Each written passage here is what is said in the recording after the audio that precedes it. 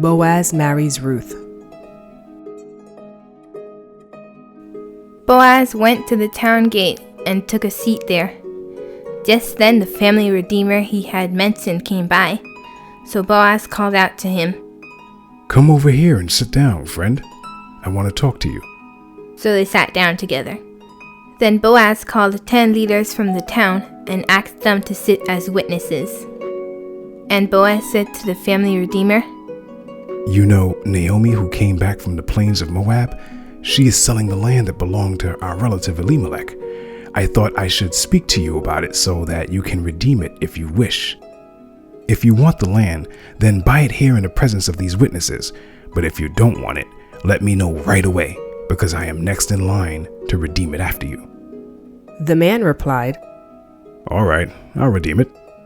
Then Boaz told him, "Of course, your purchase of the land from Naomi also requires that you marry Ruth, the widow from Moab.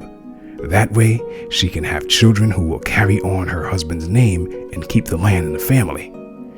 "Then I can't redeem it," the family redeemer replied. "because this might endanger my own estate. You redeem the land. I cannot do it." Now in those days, it was the custom in Israel for anyone transferring a right of purchase to remove his sandal and hand it to the other party. This publicly validated the transaction. So the other family redeemer drew off his sandal as he said to Boaz, "You buy the land." Then Boaz said to the elders and to the crowd standing around, "You are witnesses that today I have bought from Naomi all the property of Elimelech, Kilion, and Mahlon, and with the land I have acquired Ruth, the widow of Mahlon, to be my wife. This way she can have a son to carry on the family name of her dead husband and to inherit the family property here in his hometown. You are all witnesses today."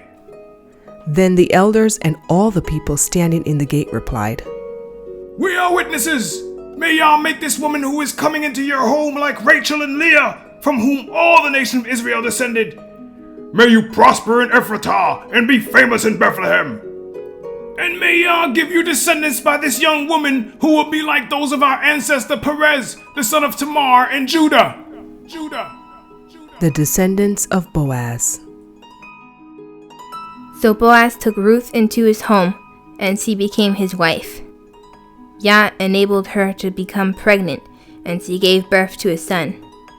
Then the woman of the town said to Naomi, Praise Yah, who has now provided a redeemer for your family. May this child be famous in Israel. May he restore your youth and care for you in your old age, for he is the son of your daughter-in-law, who loves you and has been better to you than 7 sons. Naomi took the baby and cuddled him to her breast, and she cared for him as if he were her own. The neighbor woman said, Now at last, Naomi has a son again. And they named him Obed. He became the father of Jesse and the grandfather of David. This is the genealogical record of their ancestor Perez. Perez was the father of Hezron. Hezron was the father of Ram. Ram was the father of Aminadab. Aminadab was the father of Naasson.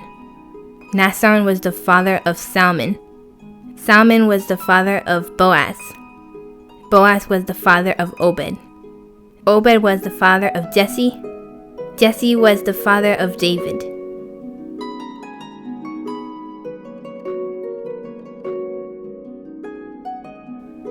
Did you notice that when it came time to inherit land, Yah not only took care of the people who lived long ago, who he cared about, but he also made sure that many of their descendants would be provided for as well? Yah made sure that Boaz and Ruth would enjoy life on good land, and he allowed their children and grandchildren to inherit the same land down to King David. In the same way, Yah cares for all the descendants of his friends Abraham, Isaac, and Jacob.